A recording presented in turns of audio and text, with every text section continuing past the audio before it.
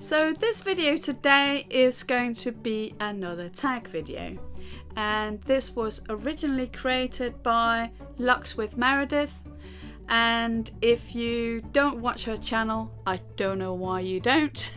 It is fantastic. She's got the most amazing handbag collection ever. Incredible. So I will make sure to link her channel below. If you haven't already subscribed, make sure that you do. She puts out a wonderful selection of videos very frequently and have some fantastic bags to showcase. So yeah, do follow her. I'm a big fan. So yes, I thought I'd try out this tag video that Meredith created a little while ago now. I just have been away. I've been traveling for a little while, so I haven't really had the chance to do this yet, but here we go. We'll give it a go.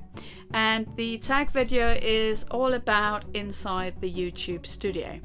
A few other YouTubers have also done this tag video, and I will also tag their videos below. So if you enjoy this video, you may also go and have a look at what they had to say about this tag video. So there are a number of questions in this video, so it might be a little long, but I'll put chapters below so you can skip to the things that you really want to hear about. But ultimately, the idea of this video is really much about getting to know YouTubers more.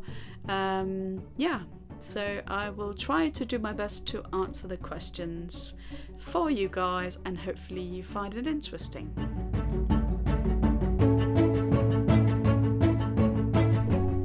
So the first question, I've got it written here, old-fashioned on a pad, so I will read them out. I've decided to combine two of the first questions together, and they are: which designers, design houses have made the greatest impact on your fashion choices and purchases?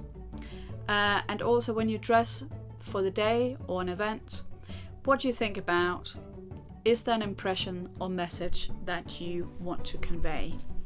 I think really for both those questions the answer is no. I'm not very deliberate in my design choices. I kind of wear what I enjoy. As you grow older, I kind of weigh on the side of comfort, I admit. I do like to have a little twist with my outfits, but mainly that is with accessories. So either jewelry, handbags, scarves, that kind of thing, more than spending a lot of money on designer brands when it comes to my daily wardrobe. I can't really afford to do that. It's incredibly expensive. I'm not by no means rich. I'm just a normal person, so I have to be careful where I spend my money. So where I kind of try to prioritize those kind of more luxury purchases are the things that can kind of make a difference in an outfit. So more sort of street style, from the high street, if you like, with a little bit of a designer item to kind of spice the outfit up a bit. A pair of funky shoes, or a nice bag, or a lovely scarf, some nice jewelry, that kind of thing. So yeah, I can't really say that I'm particularly sort of, yeah, my choices or purchases are not necessarily about a particular designer or fashion house. I obviously do love design, hence the reason for this channel, and I love several fashion houses. Favorite probably is, I would say, Dior, followed by Fendi, and Alexander McQueen has also got a big place in my heart, really. but I don't think any of them really sort of are part of my decisions around what I wear, because I look at their collection and I love them, fall in love with lots of pieces, but I don't tend to pull the trigger unless something is like vastly reduced or something like that and you get a good bargain, then I might buy some of their ready to wear, but otherwise I don't tend to buy ready to wear so much from designer houses. In terms of giving them an impression with what I wear, I think I'm less concerned about now what the impression is that I give. Maybe I guess in a professional context I'm a bit more conscious of what I wear in a work context or professional setting, but for the main I kind of wear what I like. I'm a bit like that. It's more about what I enjoy wearing, but also, I mean, I do love it when I wear something that my husband liked to see me in. So, you know, he's got some favorite dresses or whatever. Yeah, I will dress up for him, if that makes sense. But otherwise, I think I mainly probably dress for me rather than other people. I'm not so concerned about what other people think about. So the next question we have is, what turns you on creatively? And I've combined that with a second one, which is the opposite, what turns you off? This is quite a big question, I think, because I am quite a creative person, and sometimes as a creative person it can be hard to pinpoint what exactly inspires you and when. I feel creativity for me also very much comes in waves. I've got periods where I just can't be creative at all, for whatever reason. If there's too much stress, too many distractions, I find it very hard. So I guess that could be the point around what turns you off creatively is if I feel stressed or there's too many pressures, I guess, from the outside that doesn't give me that space. I don't know if that makes sense, but really what inspires me to be creative is color, textures, shapes, new places. I go to many exhibitions. I live in London, so I'm quite fortunate that I can do that, and it's relatively easy to be inspired from all sorts of different sources. London is a fantastic hub for creativity in general, and also the wonderful thing obviously about London is that there's no limit, right? So people are very open, and there's no kind of judgment, I feel, in terms of creativity and any creative output. That may not have answered the question entirely, but I think it's the best I can do for now. So the next question is, how do you celebrate big events and achievements in your life? Well, I think it depends on how big the event is. So if it's around birthday, or I guess when I got married, which is not that long ago, to my wonderful husband. I hope he will feature in a video at some point, because I love him dearly, and I know he has got many views on all of these kind of things design related. So I mean, when we had our wedding, we had not a big party, but we did celebrate it with quite a big bash in terms of what we invested in our wedding, because we felt that we wanted to do that. And just to tell you a little bit about my wedding, to give an insight to who I am, we had our wedding at an art museum, and I'm Danish, I may not have said that before, but I am actually Danish, but I've lived in London for close to 30 years, so yeah, I've lived here longer than in Denmark, in fact. So yeah, we had our wedding in an art museum in Denmark, one of my favorite places from where I come, and it was a magnificent day, just amazing. So it had all of those kind of aspects of art and design that I wanted to see, and my husband is also interested in art and creative, so that's something we come together about. If it's like a big birthday, yeah, we will want to celebrate it with family and friends insofar as possible, because family is across the world, so yeah, not always possible to get everybody in the same place, but we do love getting together with people when we can. Otherwise, if it's not a big birthday, my husband and I will celebrate just the two of us. We're quite good at doing that, to be honest. Any excuse for a little celebration, just the two of us.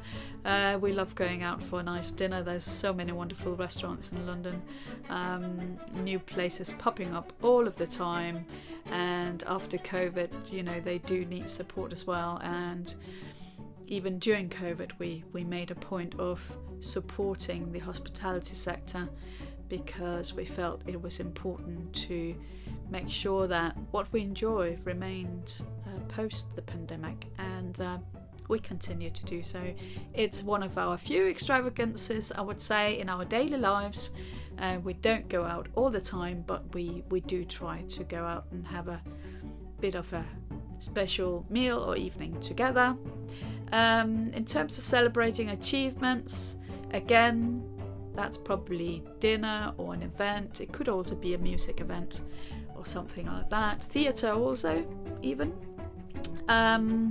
Or I might buy myself a little pressy, you know, a little luxury gift is also something that I like to do. A little handbag, a piece of jewellery, you never know.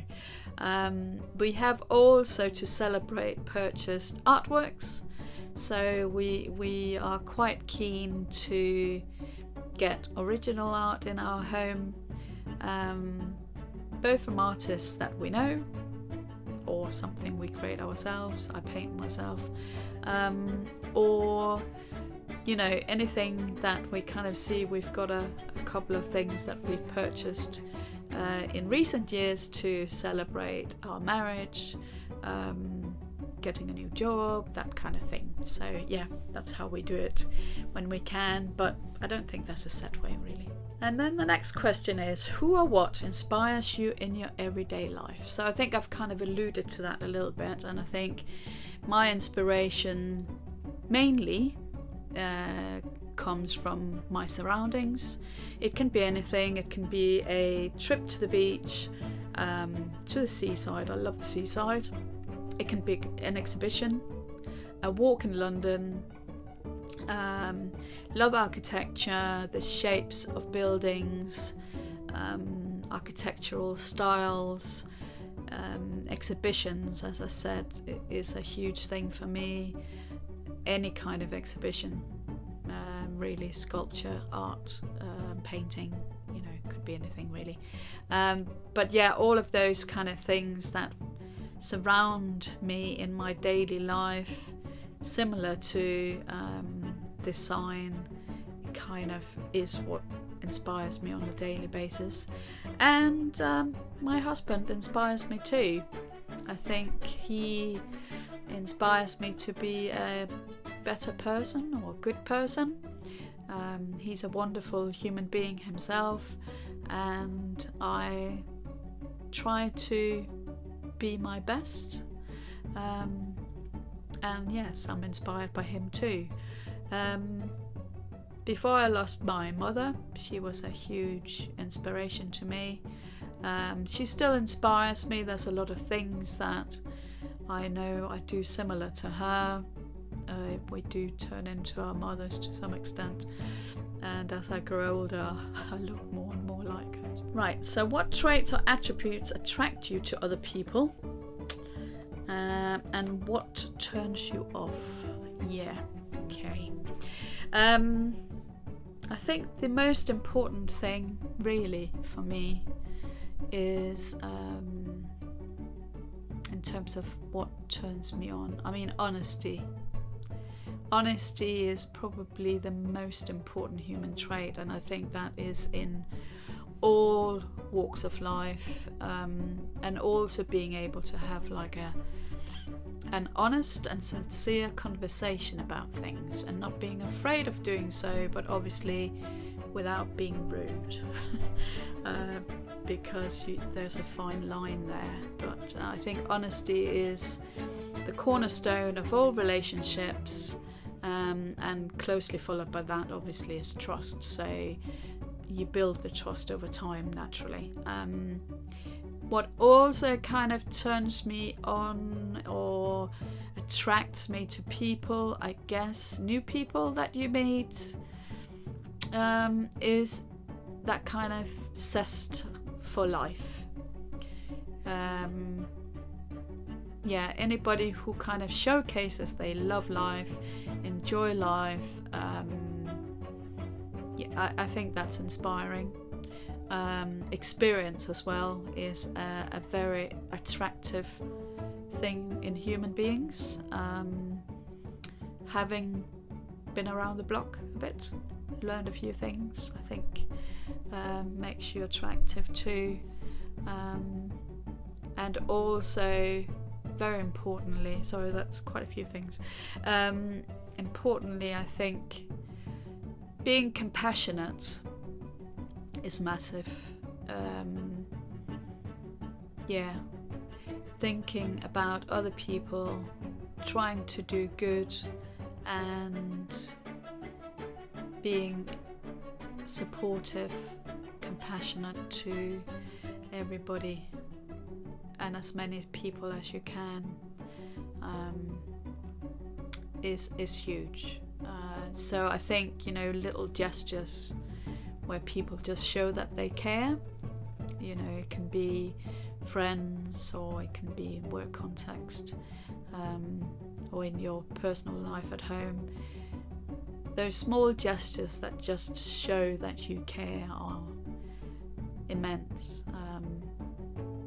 My husband is fantastic with that. He, without fail, buys me flowers. And it was something he promised that he would always do for me as we got married, and he still does it, which is fantastic. And other little things that he does, it's just, it's just this kind of showing that you care. It can also be a small phone call.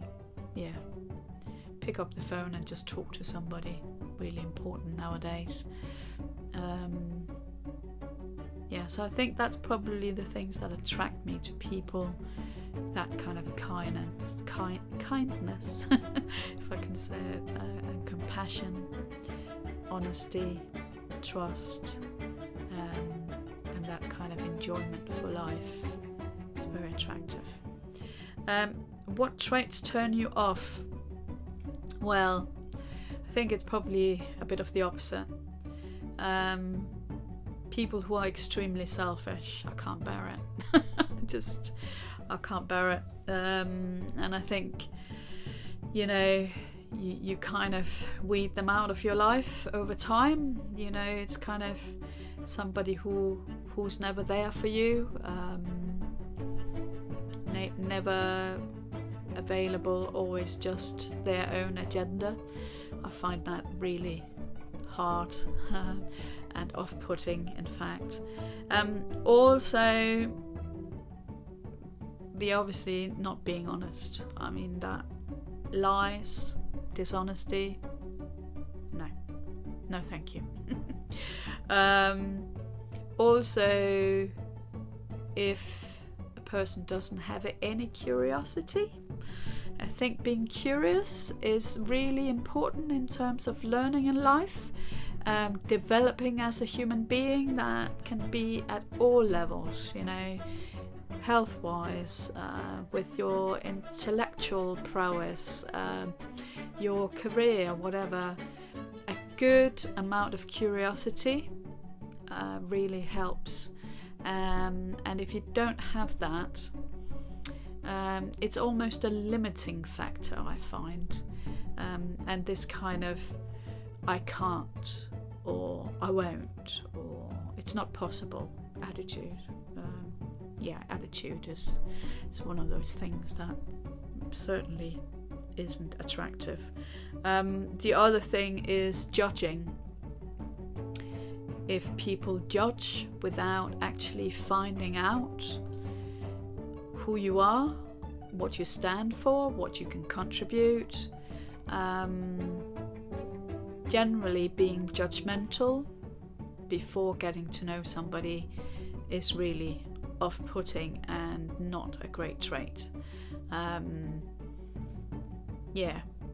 Don't judge people before you even know what they're all about, and that of course nowadays is something that society has as a bit of a challenge, I would say, with social media, YouTube, as we're on here, that people judge a lot without knowing who they're judging, and that's not a great thing.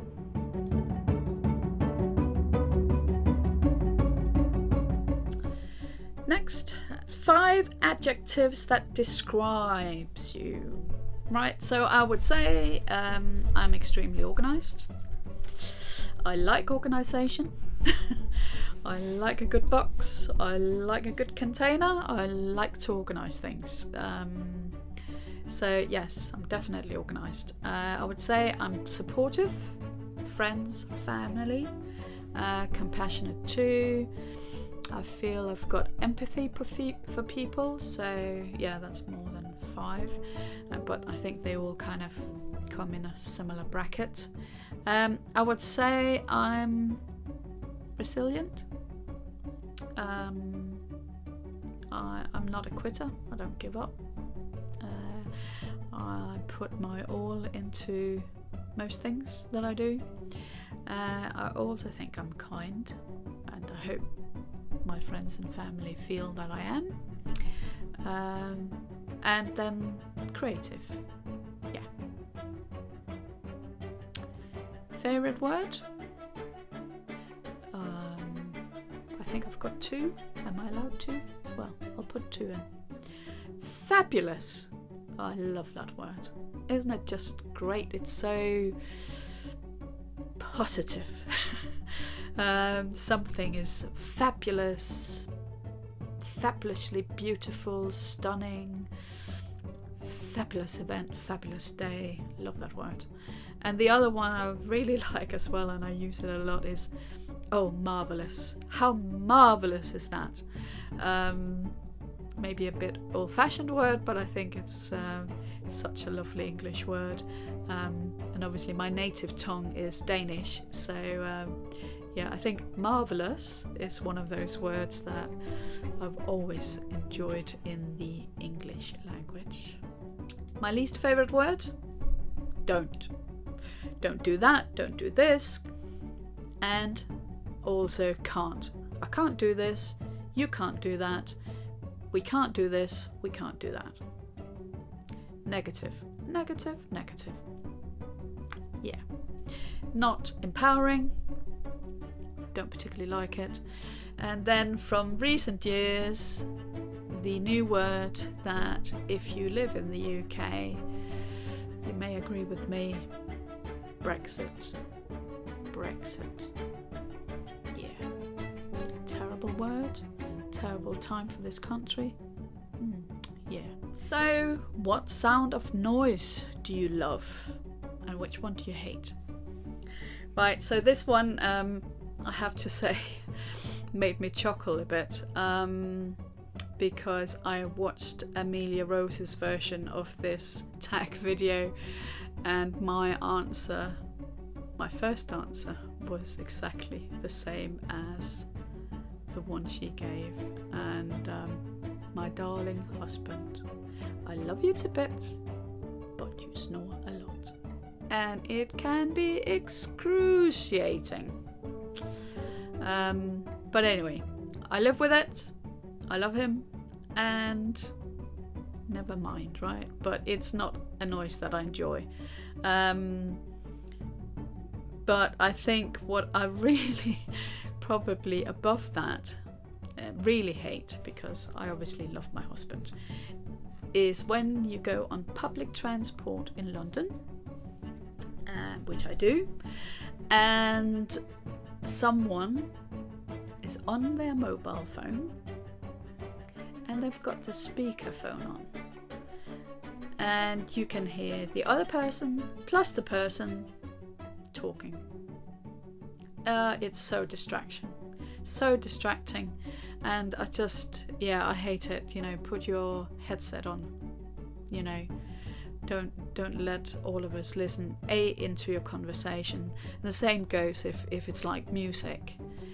Playing music from the speaker on the phone rather than putting a headset on. Yeah, that annoys me, and not a sound that I enjoy. In terms of a sound that I do love, I've got 2 cats. We have got 2 cats. Love them purring. Their contentment is just the best. But second to that, the sound of waves and the sea. Those are probably my favourite. Next question is, what profession other than your own would you like to attempt? Well, I've done many things in my life. One thing that I always wanted to do, if I could, was be a film director. I'm a bit of a movie buff. I love films. So I quite sort of dreamt about being a film director at one point. Or alternatively be a full-time artist. I do make art, I do make craft, I do design things, but as yet not full-time. So I would love to make that my full-time profession, for sure. Profession that I wouldn't like. Well, this was an extremely easy one for me, because I've known this from a very young age. Anything to do with the medical profession would not be for me. I'm squeamish, all of those kind of things, just not for me at all. I hugely admire doctors, nurses and so on, but I'm just not made of the right stuff. What have been one of the formative challenges you've overcome? The biggest one, I think, shyness. I've always been quite a shy person. It's something I've worked really hard on throughout my entire adult life. I can still get quite shy. I think it's just an inherent part of me, but at least I've conquered it so far that, hey, I'm doing this video, and I feel okay about it. And also public speaking in general, I wasn't able to do that when I was younger. I feel okay doing that now. So yeah, I think my shyness is something that I've kind of overcome to some extent. Maybe not fully, but yes. 5 people, dead or alive, you would love to have dinner with. This was a hard one, because there are many people that I would love to have dinner with. So 5 seemed a bit stingy to me. So I've tried to select 5, but there's a bit more than 5. And I would say there's quite a few that would definitely be on a yes, please join as well kind of thing. But I have gone with, as the first, 2 queens, 2 royals, one being the Queen Margaret of Denmark, so my Danish queen, I find her hugely inspirational. She's extremely creative, and a bit of an artist herself, and I would love to sit down and hear what she thinks about art, crafts, and all of those creative things, plus obviously also the many interesting things that she's experienced in her life and the people she's met. And similarly, as the Danish Queen was very close to the British Queen Elizabeth II, I think it would be great to have them next to each other as relatives, and kind of hearing what they would be talking about to each other, and learning from their experiences in life. I think that would be fantastic. So 2 royals, and then second, again, this was a hard one, but I had to choose a designer of some kind, and I would say one of my big favorite designers, huge inspiration, is William Morris, the British textile designer, and leader, one of the leaders, I guess, of the arts and crafts movement. I think it would be really interesting to hear what he has to say about everything he achieved, all of the principles of his design. Even going through some of his designs with him would be fantastic. You know, the Strawberry Thief, recently saw that. It was an exhibition at the Victoria and Albert Museum in London, and there was the fantastic Loewe puzzle bag with the Strawberry Thief design on it. I mean, that bag, if anybody knows how to get their hands on that bag, let me know. That is really one that I would love to own. But yes, so William Morris, and a good conversation about the arts and crafts movement, that would be fantastic. The third one for me, it has to be something to do with film. I didn't choose an actor because that was just too hard. So I've gone with a director, and the director I've chosen is Elia Kazan, who was an American film director. Did some amazing films, some of my really fantastic favorite films, like East of Eden, A Streetcar Named Desire. He worked with some of the massive, huge names from the 50s, 60s, Brander, Gregory Peck, James Dean, you know, you name it, Richard Widmark. He worked with all of them, and I think he had a really interesting life, and it would be fantastic to hear about that, the people he met, how he ended up how he did, being an immigrant, all of those kind of things, and his approach to directing. And yeah, I think he would be an amazing person to meet at a dinner table. Fourth, I had to pick an artist. Had to happen. Again, this was practically impossible for me. I love so many artists, current and past, but there is a big beacon that shines brighter maybe than most, to me at least, and that's Michelangelo. I would love to sit next to him and find out how did he come up with the Sistine Chapel in Rome. I mean, if anybody out there that's watching have been to the Sistine Chapel in Rome, my husband and I, we visited the Vatican, and we went there and we went around the Vatican, back again so we could go in a second time. A little bit naughty, but we just wanted to spend more time in there. It was absolutely mind-blowing. Most incredible experience. One of my top ones, I would say. Yeah, I would love to know how he made all of that happen. I mean, incredible. And another masterpiece of his, which really practically took my breath away, when my husband and I went on a trip to Milan in Italy, and in this very tiny chapel, there it was, the Last Supper, the real Last Supper on the wall. It was, yeah, that feeling when I saw that painting was just out of this world. So yeah, I think he would be a fantastic dinner guest.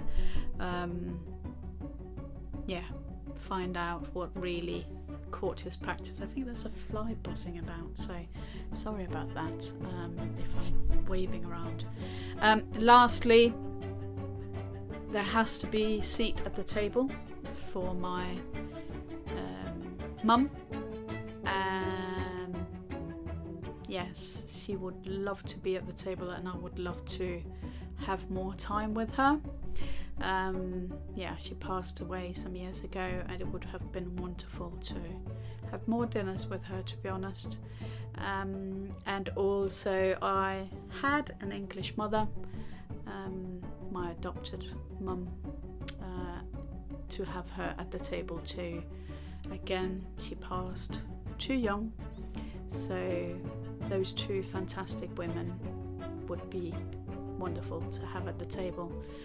And of course there has to be a seat for my husband as well. So yeah, I know I broke the rules, sorry, more than 5, but that was the best I could do.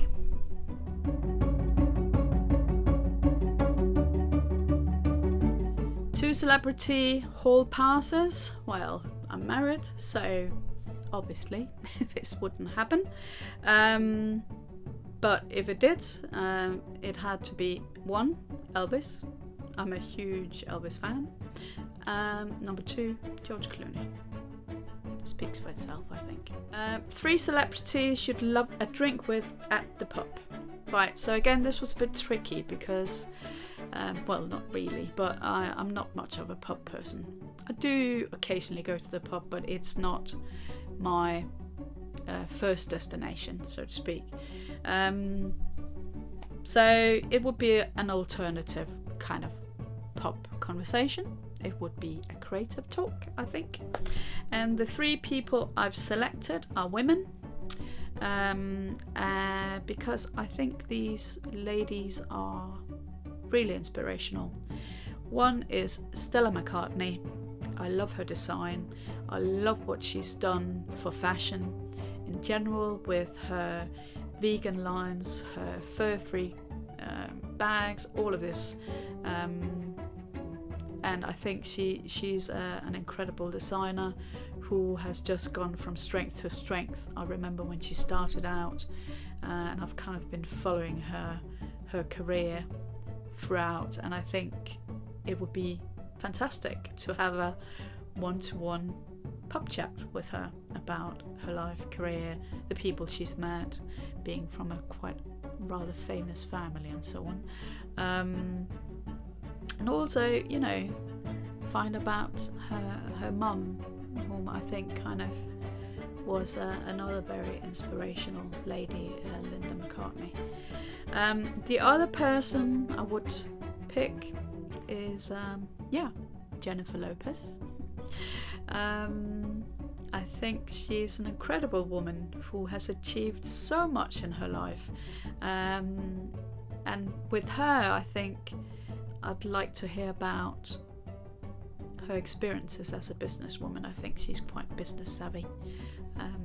The music side, the film side, yeah, that'd be interesting too, but I think the business side is what I'd like to hear about. And thirdly, I've picked Sarah Burton, the designer director that followed Alexander McQueen. Huge shoes to follow, and she has obviously done an absolutely incredible job at McQueen. And yeah, I think it would be nice to have a conversation with her about how she did it. Pure and simple. How did she follow in those huge shoes? yeah, I think that would be a rather interesting evening at the pub. Right, so we've got to you're spending the next 12 months on a desert island and can only take one book, one movie, one album. Well, that's impossible. But I have given it my best shot. So in terms of a book, I've picked, very difficult to pick any, to be honest, but I have picked one of my all-time favorites, One Piece by Leo Tolstoy. I think it's a book that I can read again and again and again without getting bored. It's also a very big book, so if I'm on a desert island for 12 months, yeah, there's a bit to read in that. That's a big book. Movie, again, I've gone for a long movie and an old movie. One of my many old movie favorites, a classic, Gone with the Wind. I've seen it so many times, but I never tire of watching it again. So that's my pick for the movie. And for the album, well, it was difficult, but I have to take some Elvis, surely. So it had to be the Elvis NBC TV special from 1968.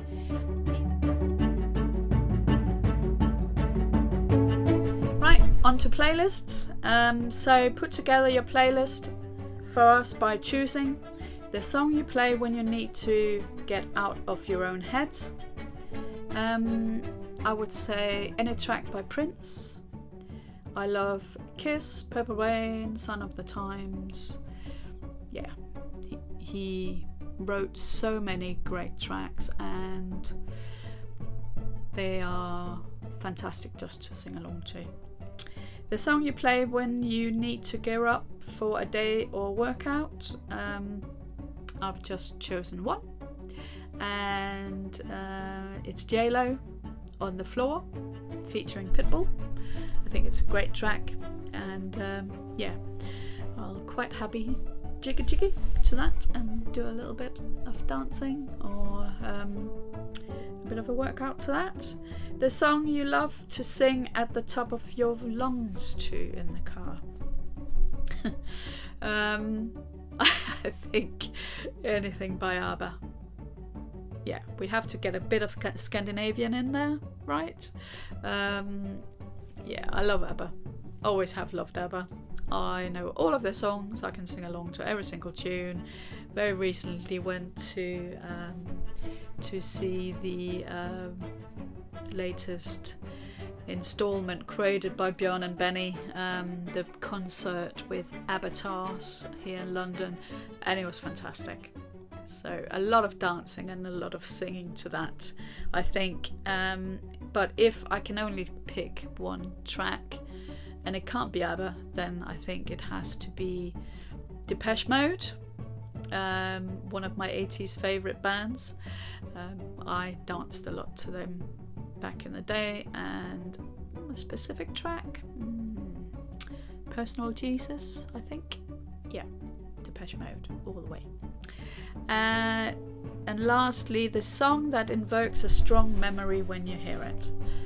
Yeah, this made me a little bit emotional. I'll try not to get emotional now, but it has to be Ennio Morricone and Sera una volta il vest. I don't know if that's pronounced correctly, but it's one of his most famous tracks from the westerns.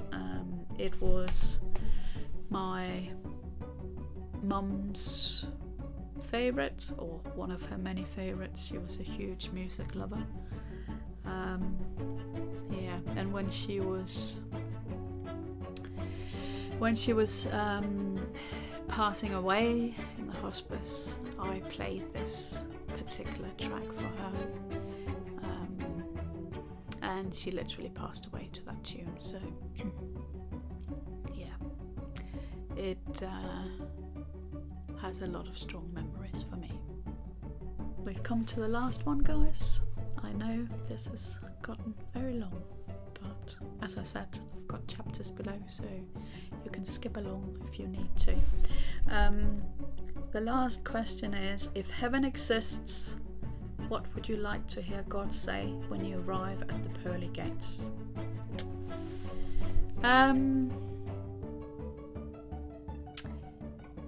You always did your best. You always supported people. You were kind. Now go and join those that you have been missing for such a long time. The people that you lost.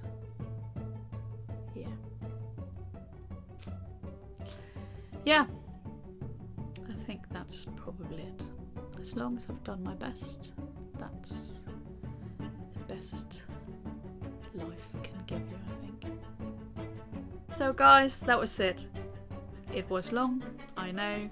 I hope it's given you a little bit of an insight into who I am, the things that I love, and yeah, if you've got any comments, questions, your take on any of the questions, it would be wonderful to hear from you. Please add in the comments below, and of course, if you enjoyed this video, please make sure you give it a thumbs up. And also, if you're new here and you haven't subscribed yet, please do subscribe. It would mean the world to me. I'm trying to grow my channel, so yes, it would be fantastic to have you here, join our design obsessed little community. And I will tag some YouTubers below that I would love to hear from as well, in terms of what their answers are to all of these fantastic questions that Meredith created for inside the YouTube studio. Alright guys, that's it for today. Join me for my next video and have a fantastic day wherever you are.